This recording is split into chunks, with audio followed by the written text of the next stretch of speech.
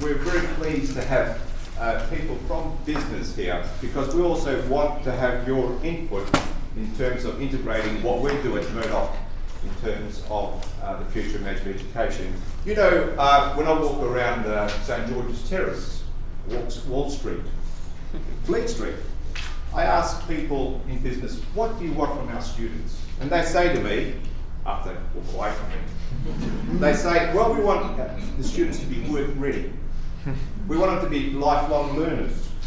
We want them to be able to solve practical problems, and we want to be able to identify opportunities.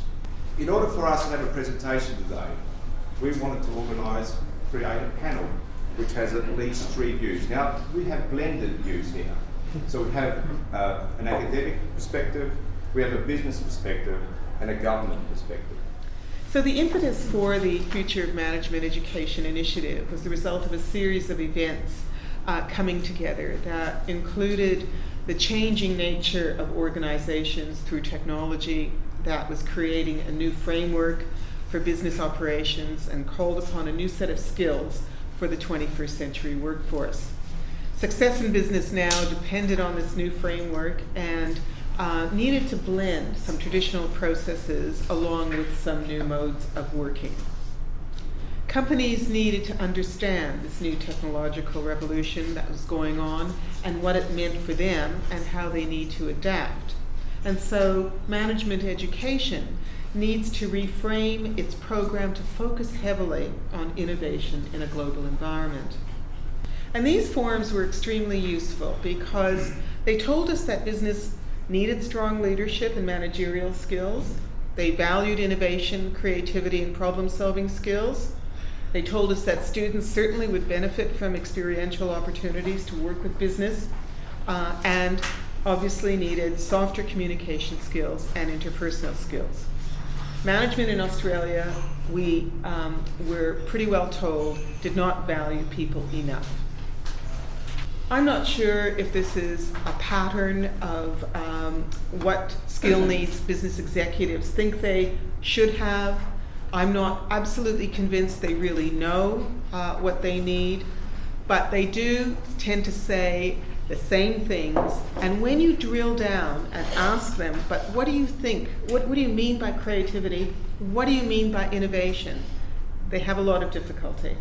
So what I'm saying is, I'm not absolutely convinced that business and business executives have a clear understanding, one, what goes on in business schools, and two, what kind of skills they really do need to take them forward over the next couple of decades. I guess what probably overlays the series of recommendations is a sense of urgency.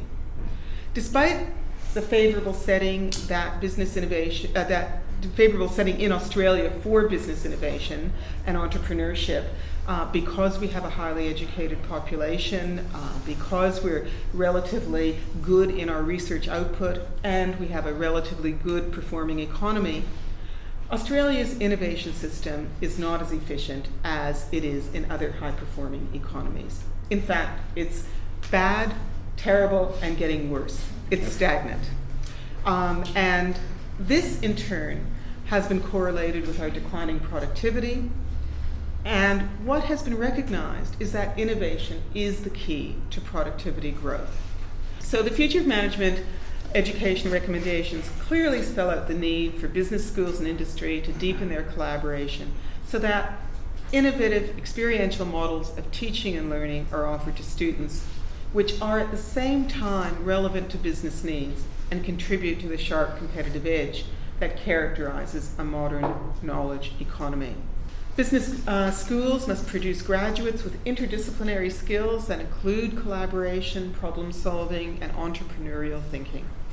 A country's skill base is commonly measured by a proxy measure of education innovation ready, and my guess is Australia would not score very highly on that proxy measure.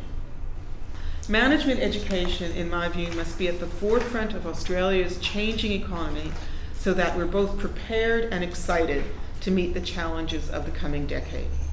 And Australia is in an excellent position to meet these challenges because we have a strong foothold on many of the industries that are in global demand.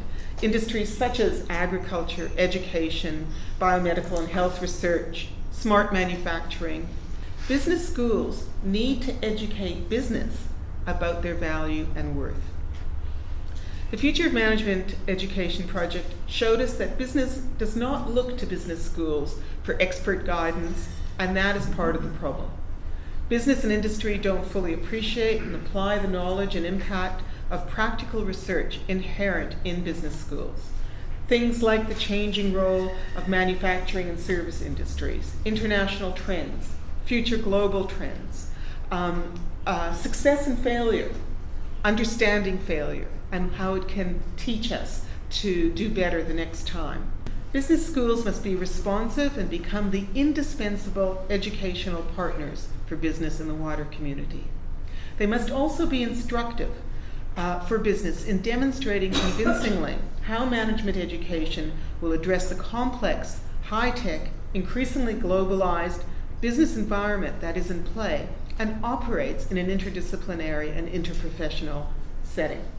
I have two hats. I work in the innovative space of big data and advanced analytics, and also work in the customer space. And the thing that we always have with our customers, and I've got quite a few universities as major customers, is that we design products and services without asking the customer. And so we think what the best next product is going to be. And in the connected world that we live in today, if we don't work together on a shared problem, and that shared problem is work ready, because it's costing me a lot of money when students aren't work ready. As business, we actually need niche education more than ever, but that means flexible education. I have so many spaces where I'm willing to put corporate money and corporate time at getting some of my staff better. So there is a real need for business schools to offer flexible, short, quick solutions that are practical, because I've actually reduced the number of graduates that I hire year on year, even though my business is growing. And that's quite a scary phenomenon. And that's happening because in most organizations we have a triangle-based approach. So you have someone at the top and there's someone above them, and then the management, and then all the way down to your graduate. So we just focus on the graduate level for a second. Our triangle's gotten thinner, yet we do the same amount of work. And on the right-hand side, I'm hiring from adjacent industries. I'm hiring a lot more engineers than I've ever hired before, because engineers are now offering critical problem-solving skills that I don't find available within the business thinking community. And the engineering industry has become a lot better at being able to connect to strategy. And so, so that business pie has shrunk. I'm hiring adjacent industries and adjacent experience. And on the left-hand side, I'm hiring overseas, not just cheap labor, labor that is twice as good as what I can buy here. So for a quarter of the cost, the comparable consultant that I've got that in Australia would have 1, 2, 3 years of experience starts with a minimum of 3 to 5 years of experience. And the senior consultant here that has 3 to 5 years of experience, I'm buying in India's 5 to 10 years of experience. So we're no longer just having a cost play, we're having a significant capability play. And the skills that we are buying in that space are mind-blowing. In the business space, the material is developing faster than business schools can now turn them out.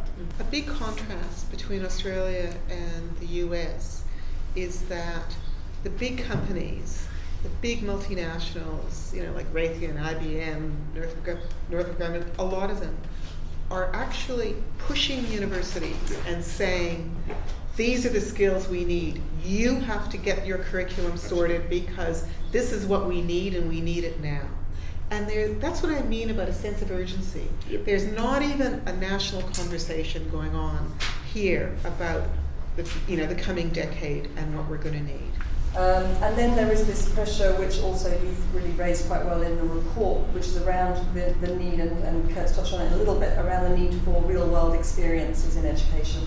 And I think that shift, and it's what I would call a pedagogic shift as well, is also a really big challenge for universities, because we are geared up for lectures, we are geared up for seminars.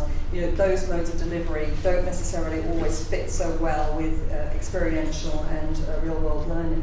But I think innovation is really key, and I think it's actually quite difficult to teach innovation in a kind of direct way. It's something that, in constructivist terms, we kind of come to that through a process of our experiences. And for me, that's why learning and teaching in the modern environment and in the modern university is really about the learning experience rather than the curriculum.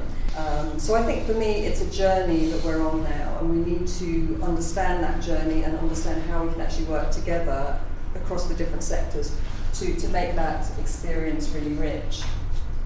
And I think in order to do that, we need to actually walk hand in hand with the different sectors. How do we also offer that experiential learning? Work-integrated learning obviously is going to be an important part of that. Internships, placements, probably having co-creation of content and co-creation of curriculum. These are the kinds of ways that I think we'll work together. And so for me, it's really about stepping back a little bit as well and having a kind of more compelling vision for learning in the future. And for me, that learning or new learning, as I talk about it in my book, is really about social interactive learning. It's about immersion and engagement. It's about the adaptive curriculum, as Kurt was talking about, and it's really about personalisation. So really thinking about that learning journey as a learning journey of one rather than a learning journey of a mass. Some of the things that came out of that report as well are around, and that support some of the work that I've been doing, are kind of really around challenge-based pedagogy. So how can we actually start to look at particular challenges? And I really like the idea of industry kind of leading on that and saying, look, this is the problem, this is the key problem in our industry. Help us to solve this problem. And I think really the problems should come from industry, not really from academia, and we should then try and support to kind of move forward in those areas. And I think that kind of problem setting, challenge setting is something that could actually be quite fun, quite engaging, and quite a good way to bring the sectors together as well. And there's a lot of new tools out there that we can do this with. We've got all the social software tools, we've got content syndication, Khan Academy, open access resources, gamification, badging. There's so many ways that we can actually borrow those tools in order to make learning more exciting and more relevant to everyone. So what then would be our kind of next steps? I see this as very much a conversation, a dialogue between the two different sectors and beyond.